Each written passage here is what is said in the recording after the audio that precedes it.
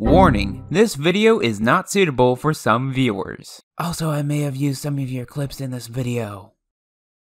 The PC is off and I'm going straight to bed. Another day, another lazy time at home. I really wish to actually get out and do stuff instead of sit on my ass and stare at a computer for 12 hours. One day I'll motivate myself out of here.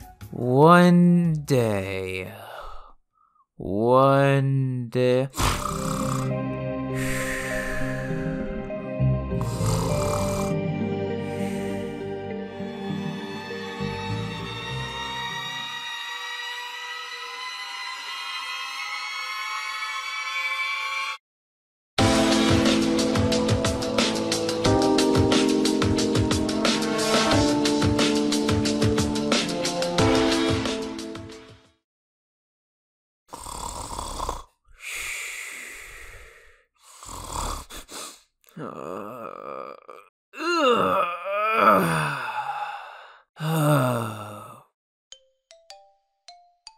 Oh, okay, well, okay, I don't think I'm dreaming when I say this, but where the hell am I?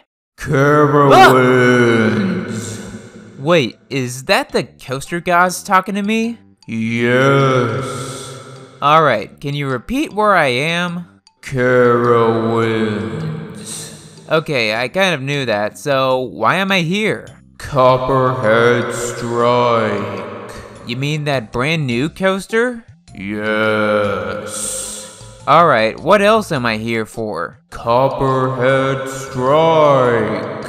Okay, but really though? I mean, there's also Fury, Intimidator, and Afterbirth. Copperhead Strike! Fine, I'll ride Copperhead Strike then leave. Happy? By that silence, I think I'm good to go. So, what do we have in store for us today? New for Carowinds in 2019, we have Copperhead Strike, a multi-launch roller coaster manufactured by Mack Rides, and this will be my first full-on thrill coaster by them. Not that Sierra Sidewinder isn't intense, but this is new hotness we're talking about, so don't stop me now! Walking up to the ride, you have lockers to pay for, so have fun wasting your money on these EA-themed bins. But after getting past that, you have this awesome sign, because if you're a big new Cedar Fair coaster, you have to have a big fresh sign. Size and everything. Throughout the queue line, you surprisingly see a good chunk of theming here and there, but your experience with the queue line is mainly going to be cluttered with climbing under and over a plethora of switchbacks. That's only if the line isn't extremely long, which I surprisingly haven't experienced during my numerous rides. Maybe because the ride operation team here is awesome. No, it's definitely because the ride operation team is awesome. Sending the ride with 2, maybe even 3 trains on the track quickly, and if there's ever a mass array of rides stacking, it's at the fault of the guest. Sorry for being honest. Once seated, you're met with one of the best restraints on any coaster. It's a lap bar, it's like an over-the-shoulder restraint, it's over-the-head lap bars, baby. With a Cedar Fair seatbelt on any other launch coaster, you either launch right away, do a turn before launching, or maybe do a few more turns if you're feeling a little Disney. But on Copperhead Strike, you do a freaking barrel roll with massive amounts of hang time. And this barrel roll has its own name too. It is popularly known as the JoJo roll, and I know exactly what you're thinking right now. 俺たちは初めっからてめえを許す気はないんだ。ディオから前金をもらっている。それをやるよ。やれやれ。てめえ正真正銘の史上最低な男だぜ。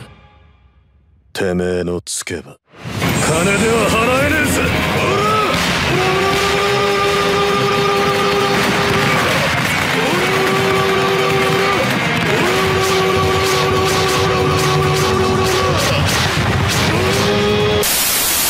The name of this ride is Copperhead Strike, so you should expect some Copperheads for the ride's theming, but that's weirdly not the case. The only part of the theming that fits the Copperhead Strike name is the logo with the snake. Other than that, it's a whole bunch of moonshine. It's like having a ride named Space Mountain and it's just a fully lit dome filled with beer. Because when I think of a ride named Space Mountain, I think of beer!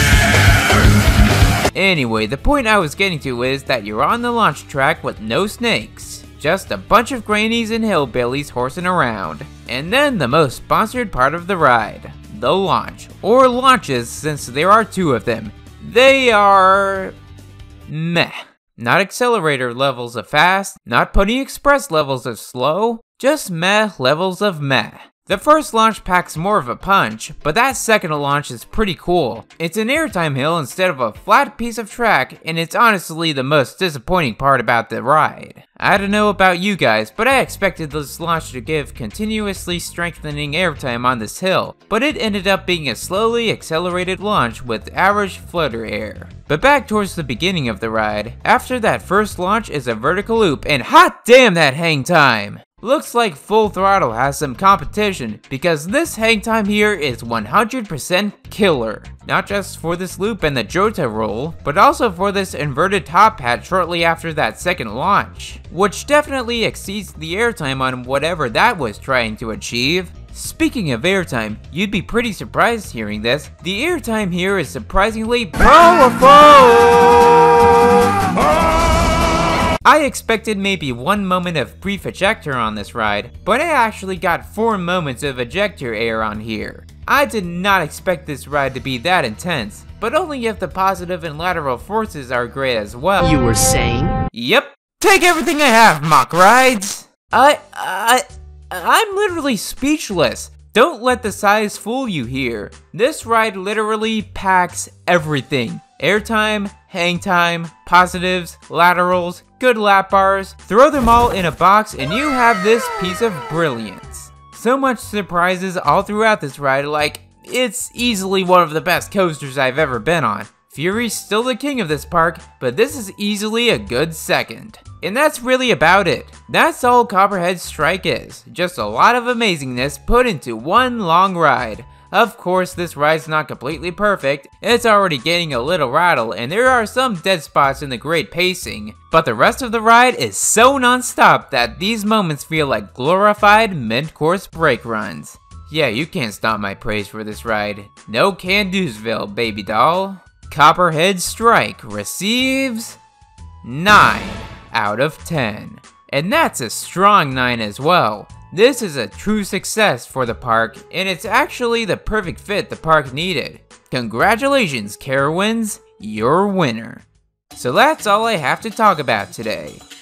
For Copperhead Strike, it's time to walk around to the next coaster in the park. Well, I guess I'll save everything else about Carowinds for another time. Stay tuned for more stuff from SingleRiderReak, and have a thrilling rest of the day.